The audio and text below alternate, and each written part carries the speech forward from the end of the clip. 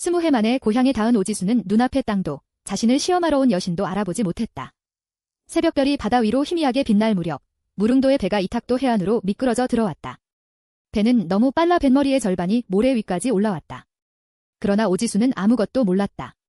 오랜 전쟁과 방랑에 지친 그는 선미에 깔린 담요 속에서 죽은 듯 깊이 잠들어 있었다. 선원들은 잠든 오지수를 조심스럽게 들어 해변에 눕혔다. 금과 청동, 고운 천과 가마솥도 빠짐없이 내려 감람나무 곁에 쌓았다. 그들은 마지막까지 손님의 잠을 깨우지 않았다. 모든 짐을 정리한 뒤 무릉도의 배는 조용히 노를 저어 고향으로 돌아갔다. 하지만 바다 깊은 곳에서는 해신의 분노가 끓고 있었다. 오지수의 귀환을 막지 못한 해신은 상제에게 찾아가 무릉도 사람들이 자신의 뜻을 거슬렀다고 호소했다. 상제는 그들의 도시를 무너뜨리는 대신 돌아오는 배에 경고를 내리라고 허락했다. 해신은 무릉도 앞바다에서 배를 기다렸다. 항구의 사람들이 반가운 함성을 올리려는 순간 해신이 손을 내밀었다. 물살을 가르던 배는 순식간에 회색돌로 굳었다. 솟아있던 노도, 바람을 품은 돛도 그대로 멈췄다. 해신은 돌이 된 배를 손바닥으로 눌러받아 밑바닥에 단단히 박아버리고 자취를 감췄다. 사람들은 눈앞에서 벌어진 일을 믿지 못했다. 그때 왕 알지노는 오래전 들었던 예언을 떠올렸다. 여행자를 고향으로 데려다주던 무릉도의 배가 언젠가 해신의 노여움을 사돌이 되리라는 예언이었다. 알지노는 이제 예언이 이루어졌다고 선언했다. 그는 더는 먼 항해의 길잡이가 되지 말라고 명하고 해신에게 가장 좋은 황소들을 바쳐 섬을 지켜달라고 기도하게 했다. 무릉도의 지도자들은 굳어버린 배를 바라보며 무거운 침묵 속에 제단을 둘러쌌다. 그 무렵 오지수는 차가운 모래 위에서 천천히 눈을 떴다. 항구와 구불구불한 길, 잎이 무성한 나무가 보였지만 어느 것 하나 나측지 않았다. 지혜의 여신이 그의 귀환을 숨기려고 섬 전체에 짙은 안개를 둘러놓았기 때문이었다. 오지수는 벌떡 일어나 주변을 살폈다. 가장 먼저 든 생각은 기쁨이 아니라 의심이었다. 무릉도 사람들이 자신을 엉뚱한 곳에 버리고 보물까지 훔쳐간 것은 아닌지 걱정했다. 그는 삼각대와 가마솥, 금과 옷감을 하나씩 세었다. 다행히 없어진 물건은 하나도 없었다. 그래도 마음을 놓지 못한 그는 잿빛 바닷가를 서성이며 자신이 또 어디까지 떠돌아야 하느냐고 탄식했다. 그때 안개 속에서 젊은 목동 하나가 걸어 나왔다. 고운 장포를 걸치고 창을 든 목동은 맑은 눈으로 오지수를 바라보았다. 오지수는 반가움을 감추지 못하고 이곳이 어디이며 어떤 사람들이 사느냐고 물었다. 목동은 이 유명한 땅을 모르느냐며 고개를 갸웃했다. 그리고 산은 험하지만 곡식과 포도가 풍성하고 염소와 소를 기르기 좋은 이곳이 바로 이탁도라고 알려주었다. 오지수의 가슴은 세차게 뛰었다. 그러나 그는 기쁨을 드러내지 않았다. 눈앞에 낯선 일을 믿기 전에 먼저 시험하기로 했다. 그는 자신이 먼 크레타에서 도망쳐온 사람이며 위험한 추격을 피해 재산을 싣고 이곳에 버려졌다는 이야기를 능숙하게 꾸며냈다. 한치의 망설임도 없는 말투였다. 이야기를 끝까지 들은 목동은 웃음을 터뜨렸다. 그러고는 오지수의 손을 잡았다. 젊은 목동의 모습이 빗속에서 사라지고 아름답고 위험 있는 지혜의 여신이 모습을 드러냈다. 여신은 자기 땅에 돌아와서도 거짓말부터 꺼내는 사람이 오지수답다고 말했다.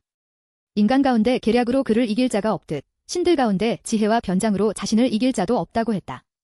서로의 속임수를 알아보는 두 계략가는 마침내 같은 편으로 다시 만났다. 오지수는 반가우면서도 경계를 풀지 않았다. 그는 여신이 수많은 모습으로 나타나니 알아보기 어려웠다며 정말 이곳이 이탁도인지 다시 물었다. 그러자 여신은 그가 긴 방랑 끝에도 섣불리 믿지 않는 모습을 기특하게 여겼다. 그리고 이제는 자신의 눈으로 확인하라며 손을 들어 올렸다. 순간 해안을 덮었던 안개가 갈라졌다. 고대 바다신의 잔잔한 만과 잎이 긴 감람나무, 산령녀들의 어두운 동굴, 멀리 숲으로 덮인 산등성이가 차례로 모습을 드러냈다. 그제야 오지수는 자신이 진짜 고향에 돌아왔다는 사실을 믿었다. 그는 무릎을 꿇고 비옥한 땅에 입을 맞췄다. 수없이 꿈꾸던 흙냄새가 코끝에 닿았다. 기쁨에 겨운 그는 산령녀들에게 무사히 돌아왔음을 감사하고 다시 예전처럼 정성껏 예물을 바치겠다고 약속했다. 하지만 감격에 오래 머물 수는 없었다.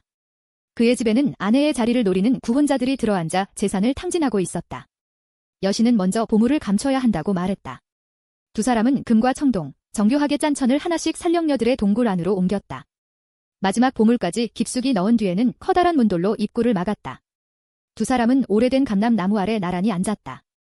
여신은 구혼자들이 3년 동안 오지수의 집을 차지하고 아내에게 혼인을 강요했다고 알려주었다. 아내는 겉으로는 약속을 미루며 그들을 달랬지만 마음속으로는 하루도 빠짐없이 남편의 귀환을 기다리고 있었다. 오지수는 곧바로 집으로 달려가는 대신 상황을 먼저 살피기로 했다. 여신은 그 판단에 동의하며 충직한 돼지치기를 찾아가라고 지시했다. 그는 오지수의 가족을 여전히 섬기고 있으니 집안의 사정과 구혼자들의 움직임을 자세히 알려줄 사람이었다. 오지수는 그제야 아들 태명의 안부를 물었다.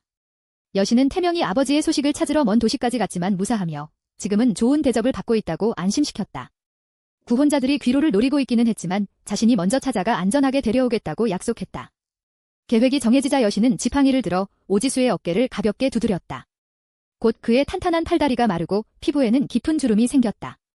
검던 머리카락은 휘어지고 막던 눈은 흐릿해졌다.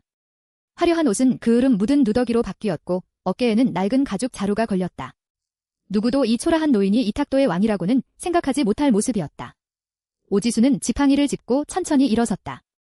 한쪽 길 끝에는 충직한 돼지치기와 적들의 비밀이 기다리고 있었고 다른 길 끝에는 태명을 데려오기 위한 여신의 여정이 기다리고 있었다. 두 계략가는 짧게 눈을 맞췄다. 서로를 속여보면서도 누구보다 완벽하게 서로를 이해한 두 사람은 이제 빼앗긴 집을 되찾기 위해 각자의 길로 사라졌다. 그리고 감람나무 아래에는 그들이 함께 세운 복수의 계획만이 조용히 남아있었다. 서로를 속이면서도 완벽한 한편이 된 두 계략가의 다음 이야기는 이제 막 시작되고 있었다.